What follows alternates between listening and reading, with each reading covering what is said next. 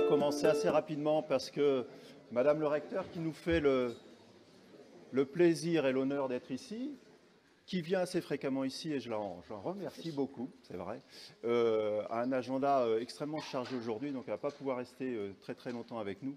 Donc je vous propose de commencer rapidement maintenant.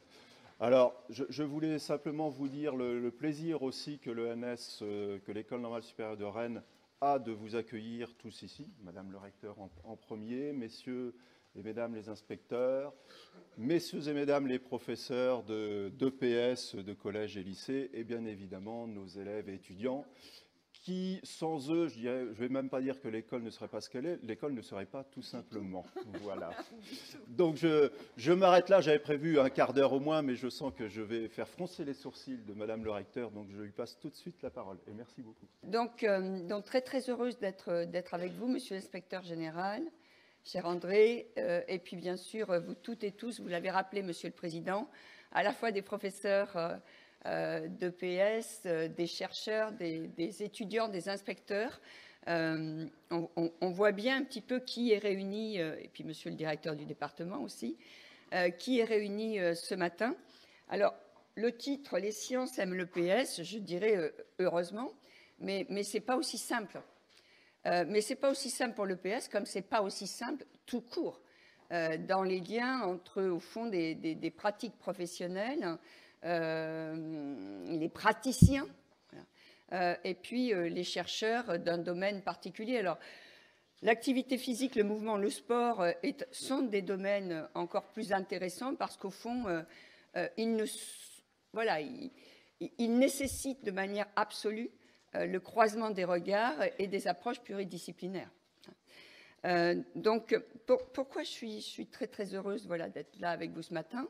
Pour cette raison, et j'y reviendrai, c'est-à-dire que partout se créent des lieux de réflexion, mais pas que, mais aussi des lieux d'action qui permettent au fond de faire interagir et de faire se rencontrer des praticiens d'une discipline qui se part d'attributs de discipline d'enseignement scolaire, ce qui n'est pas tout à fait la même lorsqu'on passe du côté universitaire, parce que ça aussi, c'est-à-dire qu'on a bien des disciplines d'enseignement, mais lorsqu'elles se partent de leurs attributs d'être une discipline d'enseignement, elles n'ont pas toujours, je dirais, la même configuration, les mêmes contenus, les mêmes périmètres, lorsqu'on les enseigne ne serait-ce même qu'au lycée par rapport à l'université, alors qu'on sait que ce qu'il faut construire, c'est bien ce continuum.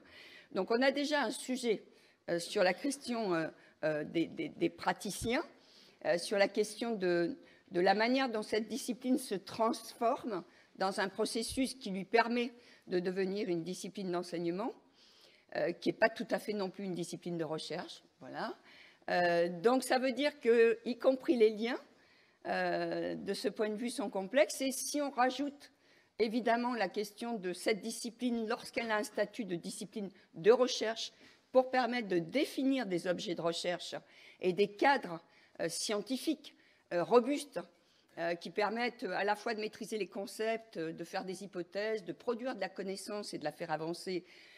Produire, ça veut dire passer devant les pairs et donc être dans des publications de nature internationale avec l'impact factor, bon, enfin bref. Lorsqu'on a, je dirais, l'ensemble de cette dynamique, c'est vrai qu'on s'aperçoit in fine que les liens, malheureusement, ne sont toujours pas ordinaires. Après, on discutera de la nature des liens, mais au moins, les liens ne sont pas encore ordinaires. C'est vrai pour l'EPS, c'est vrai pour n'importe quelle discipline d'enseignement scolaire. Le deuxième élément pour lequel je suis très contente d'être là, c'est parce que je souhaite valoriser l'ENS. À la fois, c'est dans son ADN d'être dans cette dynamique, évidemment, comme toutes les écoles normales supérieures. En même temps, on a une UNS de Rennes qui est vraiment très active, très mobilisée sur tout ce qui est ouverture, tout ce qui est croisement de regard. J'étais là il y a quelques semaines et c'était à l'occasion d'ouverture au monde économique, en dehors de la visite de la ministre. Mais, et on voit bien au fond qu'il faut qu'il y ait une porosité. dans les domaines liés au mouvement, à l'activité physique, au sport, ce sont des domaines qui aujourd'hui doivent établir des ponts. Lorsqu'on dit qu'on doit être acteur de sa santé et qu'on est dans des dynamiques de e-santé, lorsque globalement, dans le domaine de la santé, on pense que le patient est le premier, je dirais, interlocuteur au fond, qui lui permet de prévenir le fait qu'il puisse devenir un patient, toutes les nouvelles technologies, le numérique, les objets connectés sont évidemment d'une puissance et d'un intérêt, y compris évidemment tout ce qui permet de capter et d'analyser le mouvement dans le domaine des sciences de la vie et des neurosciences. Bon, tout ceci pour dire que, voilà, je voulais montrer que l'ENS, dans cette dynamique de totale ouverture à l'ensemble des acteurs, est vraiment très, très en avant. En même temps aussi, on a l'Université de Rennes aussi, qui se mobilise énormément pour que nous puissions avoir, je dirais, un domaine autour du sport. Alors, ils veulent pas de mouvement humain, c'est dommage, mais bon, enfin bref, autour des sciences du sport, que nous puissions avoir, je dirais, un levier très très fort d'identité de l'Université de Rennes 2. Donc, c'est important pour moi d'être présente, et notamment dans le cadre de UNIR, c'est-à-dire évidemment le projet commun porté par les 2 universités de Rennes, et puis les écoles, 5 écoles, puisqu'il y a 7 membres fondateurs, donc 5 écoles, dont l'ENS, évidemment, l'INSA, l'École des hautes études en santé publique, la chimie, enfin bon, voilà, je veux oublier personne, mais nécessairement j'en oublie. Troisième élément qui fait que je suis très très heureuse et que je souhaitais vraiment être là, je pense qu'il a échappé pour pas grand monde, que globalement, parmi les recteurs, il y a très très peu de recteurs issus des STAPS. Et il se trouve que cette Académie de Rennes, voilà, a vu se succéder 2 recteurs issus des STAPS. Alors, comme les STAPS sont pluridisciplinaires, Thierry Terré était du côté donc de la force tout aussi lumineuse que l'autre. Donc, il était du côté des sciences sociales, et moi, je suis plutôt du côté de la biomécanique et des neurosciences. Donc, voilà. Je suis plus que toute seule en tant que recteur issue des STAPS. Donc, évidemment, une journée qui fait interagir l'EPS, les STAPS, et puis, bien sûr, tout un ensemble de disciplines qui se sont développées et qui apportent des contributions hors des STAPS, c'est une journée qui m'intéresse particulièrement. Sur la question des liens entre les praticiens et, je dirais, les chercheurs, ça, c'est un vieux sujet quand même. Et c'est un sujet qui est un peu ambigu. Il ne faut pas se tromper de métier, déjà. Il ne faut pas se tromper de métier.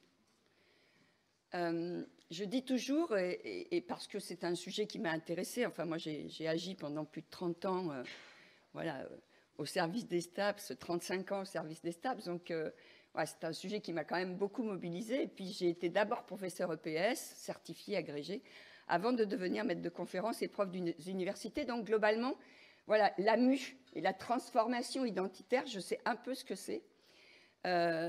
Donc c'est peut-être de ce point de vue-là aussi, mais pas que de mon expérience que je parle, c'est qu'il ne faut pas confondre les métiers. Voilà.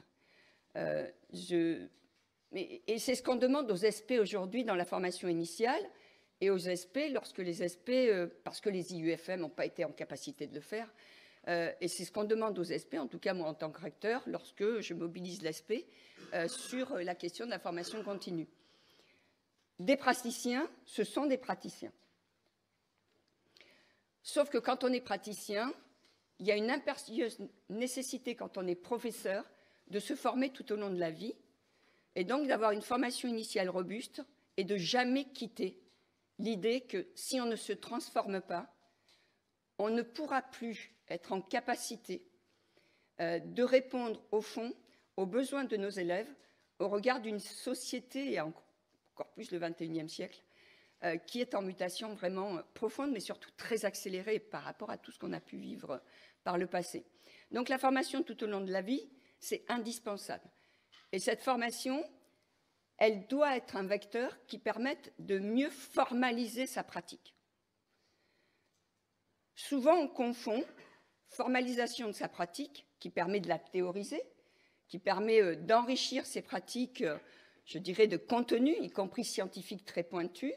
Cette formalisation de la pratique, qui est une démarche individuelle de transformation, qui peut, à un moment donné, être dans une dynamique qui a été apportée par sa formation scientifique, mais ce n'est pas une démarche de chercheur. Voilà. C'est-à-dire que l'objectif, c'est bien de théoriser, de formaliser sa pratique, mais la formalisation de sa pratique, qui est une exigence essentielle et qui nécessite d'avoir de la méthode, qui nécessite d'avoir des connaissances scientifiques très pointues, on ne doit pas confondre cette activité qui est celle du praticien à l'activité du chercheur, qui est dans ces différents domaines une dynamique qui permet de générer des connaissances nouvelles. Dans les deux cas, c'est très exigeant. Dans les deux cas, c'est très exigeant. Et peut-être que, globalement, ce qu'on confond, c'est que dans le travail qu'on a à faire avec les chercheurs et les praticiens, c'est que dans ces métiers qui sont différents, on doit trouver un espace, mais vraiment le créer, cet espace, dans lequel on va échanger. Et cet espace, c'est celui qui va permettre aux praticiens de formaliser d'autant mieux sa pratique, d'être innovant dans ses pratiques, de pouvoir à un moment donné connaître la puissance et la capacité, ou en tout cas les effets transformants pour les élèves de sa propre transformation en tant que professeur. Et donc ça, c'est indispensable.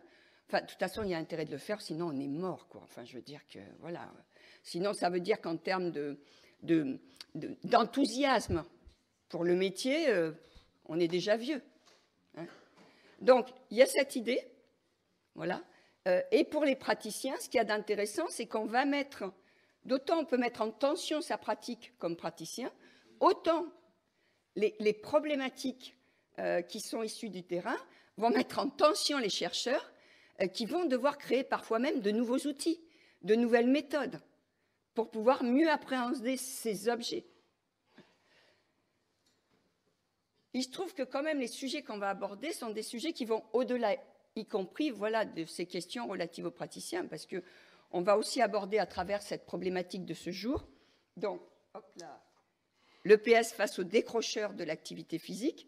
Donc on voit bien qu'on a une problématique de santé majeure, et c'est vrai que c'est à la fois, je dirais, le travail qui a à conduire avec les praticiens, et en même temps aussi, il est très intéressant d'avoir de la donnée sur, au fond, ce que produit l'activité physique, voilà, à tous les âges de la vie, en termes de bénéfices tirés, d'une part pour sa santé, d'autre part pour sa longévité. On vit plus longtemps, donc autant vivre mieux et en bonne santé, évidemment, hein, sinon quel est l'intérêt, voilà.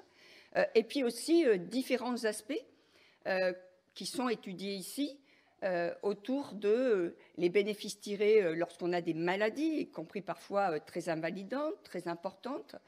Je ne vais pas voilà, décliner tout ce qui est possible, et de même, à un moment donné, tout ce qui va être dans le registre des technologies, de l'ergonomie, tout ce qui va être un secteur qui va nous permettre de générer là aussi de la connaissance, et pourquoi pas des brevets, et travailler avec des start-up, voilà. Donc, les domaines sont quand même très, très larges. Je voudrais juste me restreindre à cette journée côté, cette fois-ci, recteur. Moi, je trouve que, voilà, 5e journée, c'est la première fois que pour les enseignants d'EPS, cette participation à cette journée est inscrite au plan académique de formation. Alors, je remercie le président parce que il a souhaité avoir cette initiative, et puis évidemment, il n'était pas compliqué pour le recteur de se dire, bon, regardons comment c'est possible avec la DAFPEN pour qu'on ait cette dynamique d'inscription de cette initiative au FAF, ce qui a permis que voilà, au lieu de 20 à peu près enseignants d'EPS qui étaient présents généralement, on puisse se retrouver avec plus d'une centaine, et il a fallu en choisir 70 présents aujourd'hui. Je voudrais vous dire aussi toute l'importance pour, je dirais, le pilotage aussi de l'académie, pour les liens que nous avons ensemble, de ce type de journée. D'une part parce que, à la fois dans les programmes EPS, et je suppose que André Canvel voilà, évoquera ces sujets, mais au fond, tous les programmes, hein, enfin moi, comme je vous ai dit, il y a 40 ans, les programmes d'EPS, ils étaient déjà mobilisés pour dire, au fond, ce qui est intéressant aussi, c'est qu'on permette à chaque jeune de gérer sa vie physique maintenant et plus tard, et de le faire au mieux. C'est ça le gros sujet quand même. En tout cas, c'est un des sujets fondamentaux. Donc c'est vrai que dans le cadre des programmes en EPS, on s'est aperçu que, in fine, la notion de décrochage de l'activité physique naissait à un moment où, globalement, l'organisation du rapport au corps et à la pratique de l'activité physique, du sport, etc., disparaissait avec le fait qu'on quittait la scolarité, pas qu'obligatoire, mais en tout cas la scolarité du lycée. Mais j'ai presque envie de dire, le décrochage, il est avant. Parce qu'on voit bien dans nos lycées, par rapport au collège, y compris sur l'UNSS, voilà, il y a quand même un décrochage de l'activité physique, alors que l'UNSS est très très présente, je dirais en collège, moins en lycée, et en lycée professionnel encore moins. Donc on voit bien que la question du décrochage de l'activité physique, c'est un sujet majeur. Voilà. Et je sais que vous êtes évidemment très mobilisés sur ce sujet. Le deuxième élément qui est important, c'est que dans le cadre du parcours santé, tout ce que peut apporter l'EPS à la réflexion sur, je dirais, tout autant l'hygiène de vie, le sommeil, la qualité du sommeil, le rapport aux écrans, tout ce qui est évidemment l'alimentation, en dehors même des effets de la pratique, sont des sujets particulièrement importants et bien sûr, je ne cite pas d'autres sujets qui permettent de construire la citoyenneté. Donc, parcours éducatif de santé, indispensable, voilà, de se mobiliser pour enrichir. La question, c'est de savoir au fond tous les leviers que nous avons. Le levier de l'EPS, certes, et c'est important évidemment de le mobiliser. Le levier de l'UNSS, et c'est un sujet sur lequel je me suis beaucoup penchée avec les inspecteurs, inspectrices et inspecteurs, parce que je pense qu'avec nos directions régionales et nos directeurs départementaux, il y a peut-être à revisiter nos outils pour être un petit peu plus présents. Et puis, bien sûr, avec le nouveau baccalauréat, voilà, nous avons des sujets aussi autour des options lourdes, et puis nous avons des sujets sur les sections sportives, qui sont très nombreuses, mais pour le coup, pour moi, c'est toujours très compliqué de savoir, au fond, lorsqu'il y a plus de 300 sections sportives, comment on les pilote vraiment et comment on y travaille. Parce que s'il n'y a pas interaction dans l'expérience de l'élève, à partir de la maternelle, de l'élémentaire, du collège, du lycée, s'il n'y a pas une expérience qui est marquante et qui permet de construire un parcours, qui permet de donner du sens à toutes ces formes d'expérience, y compris à la participation à un club en dehors de l'école, je pense qu'on passera à travers des leviers positifs pour pouvoir, je dirais, vraiment agir de ce point de vue. Et puis, vous le savez, on travaille beaucoup avec l'ARS.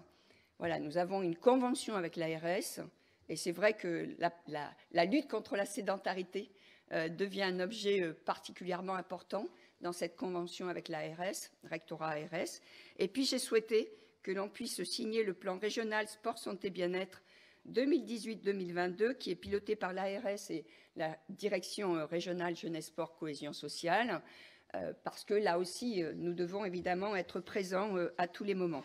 Donc, je voudrais, et sur tous les champs, voilà, en termes de pilotage et de gouvernance des dispositifs. Donc, merci beaucoup au département, à l'école.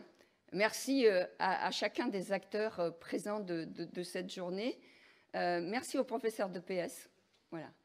Je pense que pour les élèves, c'est peut-être le seul endroit ou un des rares endroits où on peut à un moment donné penser autrement les innovations pédagogiques et qui pourraient servir à déstructurer les classes, voilà, à ouvrir les classes dans différentes disciplines. C'est sans doute l'endroit aussi au niveau interdisciplinarité, voilà, on a des enjeux très très importants.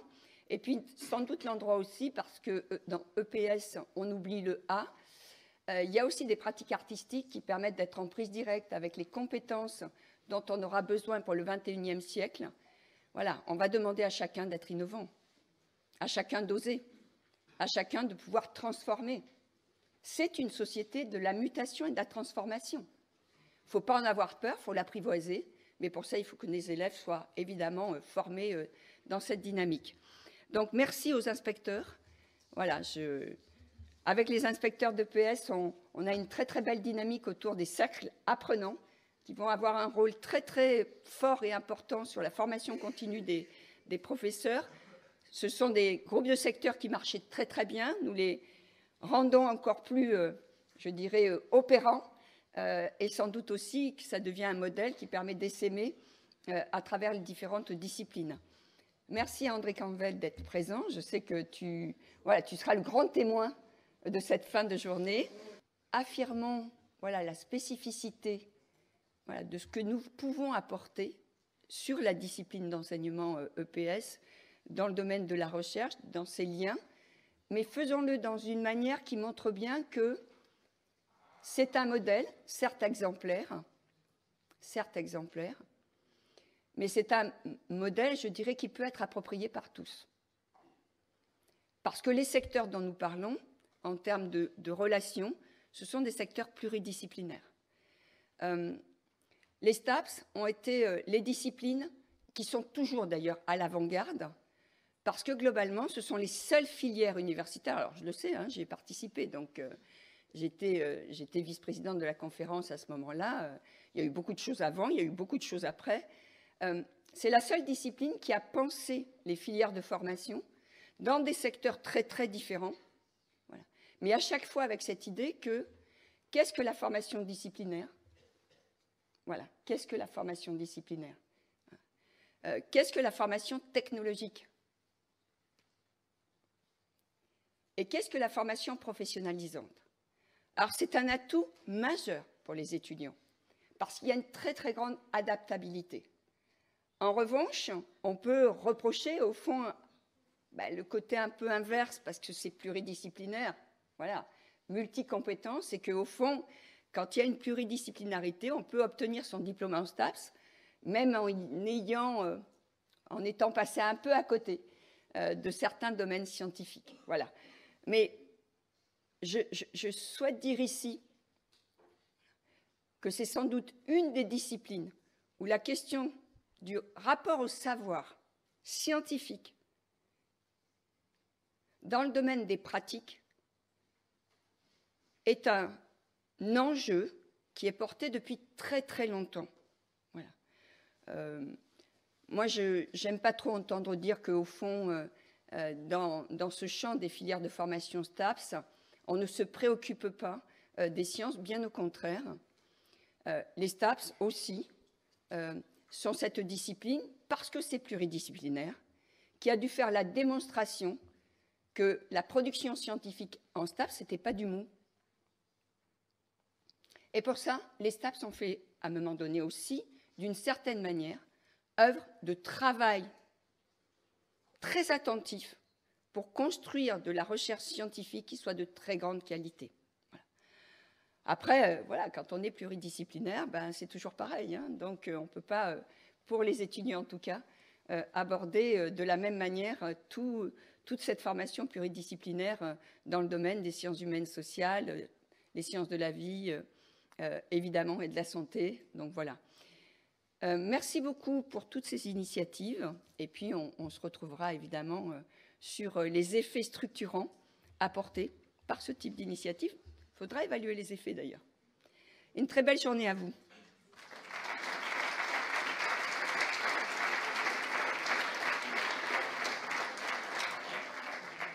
Merci beaucoup à tous d'être là. Je vais essayer de faire court pour laisser de la place aux éléments pour lesquels vous êtes venus. Juste un petit rappel. je vais m'inscrire presque dans la continuité de ce que vient de dire Madame le recteur. Malheureusement, je suis un peu historien, donc j'ai toujours besoin de revenir un peu en arrière.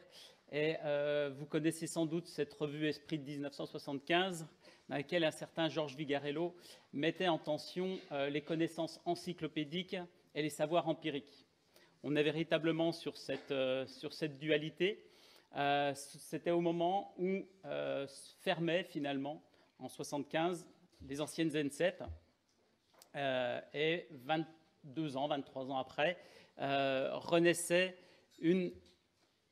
dans une ENS-EPS devenue rapidement sciences du sport et éducation physique. Sciences du sport et éducation physique, non pas pour les opposer, mais véritablement pour les imbriquer, puisque le champ même de la pratique physique n'était plus seulement celui du scolaire, mais s'ouvrait sur l'ensemble de la société. Il y a une forme de discussion entre les deux. Et si, au niveau institutionnel, une ENS avec un département sciences du sport et éducation physique a été créé, c'est sans doute pour permettre, dans le système global de formation, dans le système de l'éducation physique, mettre encore un peu d'huile dans le rouage. Alors souvent, j'utilise cette métaphore d'une montre où tous les rouages doivent être bien serrés, chacun à la place. Et là, je m'inscris vraiment dans ce qu'évoquait Madame le recteur. C'est-à-dire qu'en étant chacun à sa place, tout le monde est utile, tout le monde participe au mouvement global, mais encore faut-il que les rouages discutent les uns avec les autres. Et ces petites dents, elles sont infimes, elles peuvent être grandes, elles peuvent être un petit peu plus petites. Et celle d'aujourd'hui, c'est une dent sur laquelle l'ensemble des acteurs, l'ensemble des rouages vont pouvoir interagir et donner du mouvement, donner du sens au mouvement. Donc, ce mouvement, il y a des dents pour donner du mouvement et d'autres pour le recevoir. Nous avons, comme disait notre président, un trésor dans ces murs qui s'appelle des élèves. Nous avons aussi aujourd'hui un autre trésor qui s'appelle des enseignants.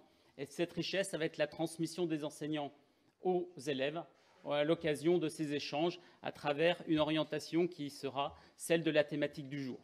Donc ces discussions, c'est véritablement le lieu pour donner du sens, pour pas que ce soit des échanges vaporeux, pour donner du sens véritablement à l'action de formation que nous avons dans ces murs, par la recherche, mais aussi avec l'idée d'infléchir quelque part les réflexions didactiques qui sont toujours dépendantes d'une réalité qui est celle de la pédagogie. Et de la pédagogie, en général, c'est véritablement cet empirisme dont les enseignants sont porteurs. Donc, cette journée, elle a cette vocation-là. Je remercie donc grandement l'ensemble des acteurs qui ont participé à son organisation. Le président, en premier chef, pour vraiment l'organisation et l'accueil ici. À l'échelle du département, j'aimerais saluer Charles Faure et Léa Gottsman qui ont œuvré avec Julien Gagnebien de l'inspection pédagogique et je suppose d'autres avec lui aussi, Nathalie Volant, pour ne citer qu'elle ici. Et à une autre échelle, celle de l'inspection générale avec André Canvel qui nous fait le plaisir d'être ici. Donc globalement, merci beaucoup à tout le monde d'être ici. J'espère que la montre fonctionnera bien à l'issue de cette journée.